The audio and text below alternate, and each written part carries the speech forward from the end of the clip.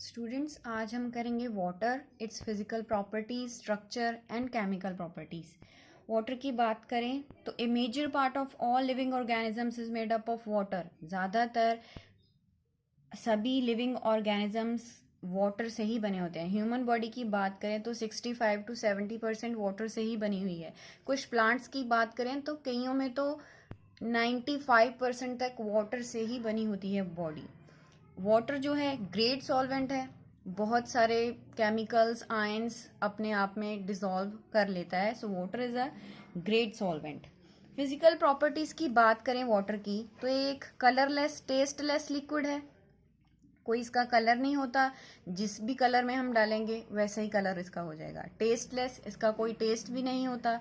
Liquid and solid states are due to the presence of hydrogen bonding. Water में जब liquid और solid state की बात करें कि वाटर लिक्विड और सॉलिड स्टेट में भी एग्जिस्ट करता है, that is only due to hydrogen bonding. क्योंकि उनमें हाइड्रोजन बॉन्डिंग होती है, इसीलिए वो सॉलिड और लिक्विड स्टेट में एग्जिस्ट कर पाते हैं। तो जब वाटर सॉलिड और लिक्विड फेस में होता है तो ये हाइड्रोजन बॉन्डिंग ही है जो इसकी बहुत सारी प्रॉपर्टीज को अफेक्ट करती है। Got it? कि हाइड्रोजन बॉन्डिंग के कारण वाटर लिक्विड और सॉलिड फेसेस में डिफरेंट डिफरेंट प्रॉपर्टीज शो करता है। This leads to high freezing point, high boiling point as compare to H2S।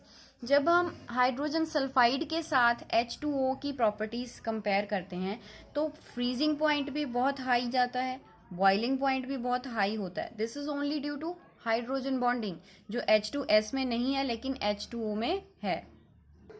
Water की और प्रॉपर्टीज फिजिकल प्रॉपर्टीज की बात करें तो स्पेसिफिक हीट बहुत हाई होती है, थर्मल कंडक्टिविटी हाई होती है, सरफेस टेंशन, डाइपोल मोमेंट, इन सभी प्रॉपर्टीज की वैल्यू हाई होने के कारण these properties allow water to play a great role in biosphere. Biosphere में इन्हीं प्रॉपर्टीज के कारण वाटर एक ग्रेट रोल अपना प्ले करता है।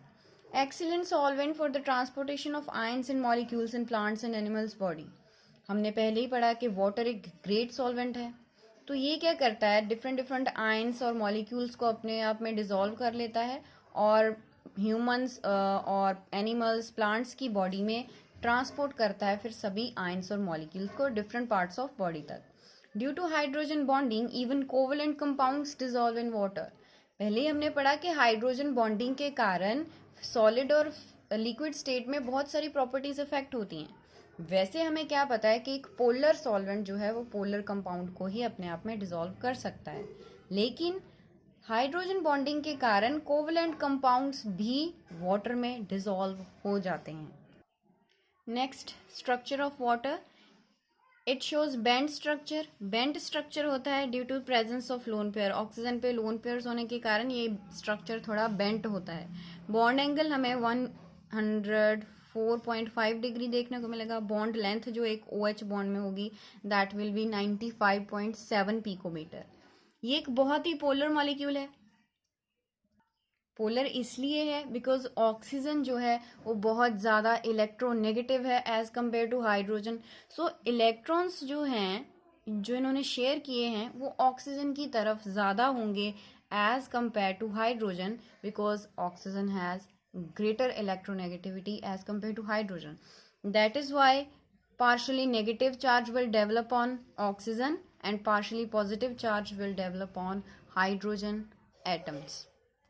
Next is लिक्विड और सॉलिड फेस में वाटर कैसे एग्जिस्ट करता है due to hydrogen bonding. Hydrogen bonding होने के कारण लिक्विड और सॉलिड फेस भी हमें वाटर का देखने को मिलता है। So next is ice. Ice means जो वाटर सॉलिड फॉर्म में, crystalline form of water is known as ice. Atmospheric pressure पर जब इसे क्रिस्टलाइज किया जाता है सॉलिड स्टेट में, it converts into hexagonal form. Hexagonal structure आता है ऐसा, ठीक है, हेक्सागोनल स्ट्रक्चर आएगा। लेकिन जब लो टेम्परेचर पर वाटर को कंडेंस किया जाता है सॉलिड फॉर्म में तो क्यूबिक स्ट्रक्चर आता है। एज जैसे क्यूब का स्ट्रक्चर होता है वैसा स्ट्रक्चर हमें देखने को मिलेगा। डेंसिटी की बात करें तो डेंसिटी सॉलिड फॉर्म में आइस की डेंसिटी वाटर से बहुत ज़्यादा कम होती है। इसी कारण जो आइस है वो वाटर के ऊपर फ्लोट कर पाती है, ऊपर तैरती है ना जब आइस हम वाटर में डालते हैं। इट इज़ ओनली बिकॉज क्योंकि डेंसिटी आइस की बहुत कम होती है एज कम्पेयर टू वाटर।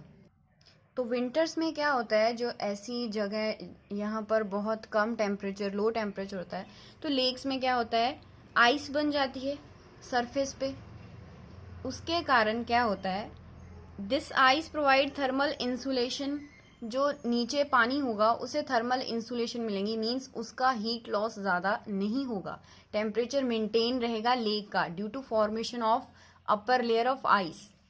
उसके कारण क्या होगा, सर्वाइवल ऑफ एक्वेटिक लाइफ, जो एक्वेटिक लाइफ है उसका सर्वाइवल होगा, उन्हें टेम्परेचर सही मिलेगा, जिसके कारण ज़्यादा टेम्परेचर कम होने के कारण किसी भी एनिमल की डेथ वगैरह नहीं होगी, टेम्परेचर मेंटेन्ड रहेगा।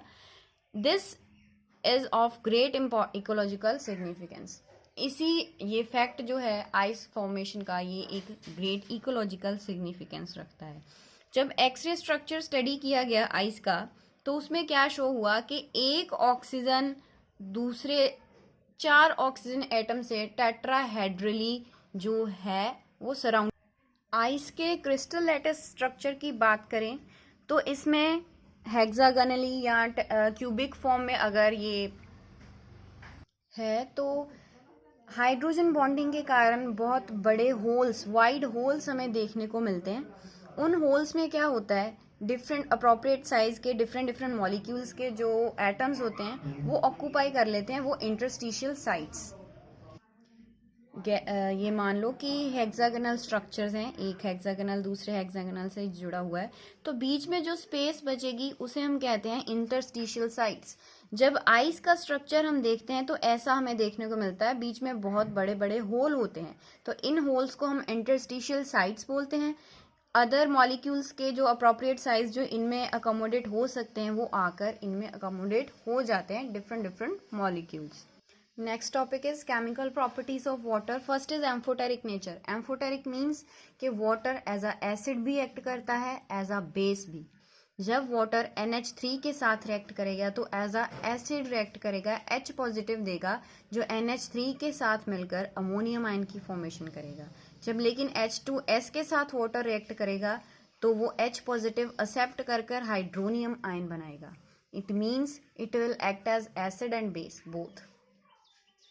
नेक्स्ट है सेल्फ आयनाइजेशन ऑफ वाटर भी हो जाती है। वाटर के साथ रिएक्ट करके ही हाइड्रोनियम आयन और हाइड्रोक्साइड आयन बना लेता है। Hydronium ion will act as conjugate acid and hydroxide ion will act as conjugate base. Next properties है redox reaction with water redox means reduction reaction भी देता है, ऑक्सीडेशन रिएक्शन भी देता है। जब भी वाटर एक इलेक्ट्रोपॉजिटिव मेटल के साथ रिएक्ट करेगा तो वो रिड्यूस होगा H2O में। H2O ये इलेक्ट्रोपॉजिटिव मेटल के साथ, सोडियम के साथ रिएक्ट कर रहा है, तो ये H2 की फॉर्मेशन, डाई हाइड्रोजन की फॉर्मेशन कर रहा है। लेकिन जब वाटर इलेक्ट्रोनेगेटिव मेटल्स के साथ रिएक्ट करेगा तो वो ऑक्सीडाइज्ड होकर O2 रिलीज करेगा। For example F2 plus H2O, ये 4HF plus O2 gas release करेगा। It means water show both type of reactions, oxidation as well as reduction type reactions. Next is hydrolysis reaction. High dielectric constant की value होने के कारण water एक strong hydrating tendency रखता है। जब silicon tetrachloride के साथ रिएक्ट करेगा वाटर, तो silicon oxide plus HCl form करेगा। It is only because of high dielectric constant कि किसी भी कंपाउंड को हाइड्रेट करने की टेंडेंसी रखता है। Fourth chemical properties is hydrates formation.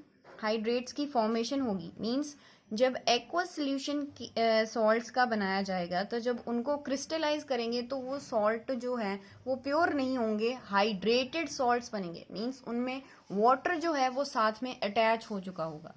ये 3 टाइप्स के होते हैं। फर्स्ट इज कोऑर्डिनेटेड वाटर, जिनमें वाटर जो क्या करता है, कोऑर्डिनेशन कंपाउंड बना लेता है एटम के साथ।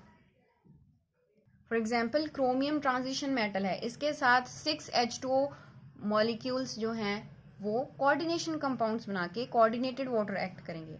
नेक्स्ट है इंटरस्टिशियल वाटर। हमने कहा कि इंटरस्टिशियल साइट्स होती हैं क्रिस्टल लैटिसेस में, तो समटाइम्स वाटर जो है वो किसी और के क्रिस्टल लैटिस में जाकर एडजस्ट हो जाता है। ऐसे स्ट्रक्चर्स को हम कहते हैं interstitial water. For example barium chloride dot 2H2O, तो ऐसे कंपाउंड्स में ये इंटरस्टिशियल साइट्स को ऑक्यूपाई कर लेता है जाकर।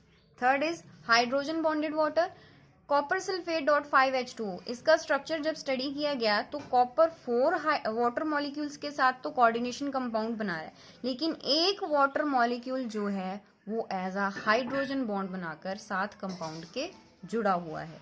So this H2O will act as hydrogen bonded water.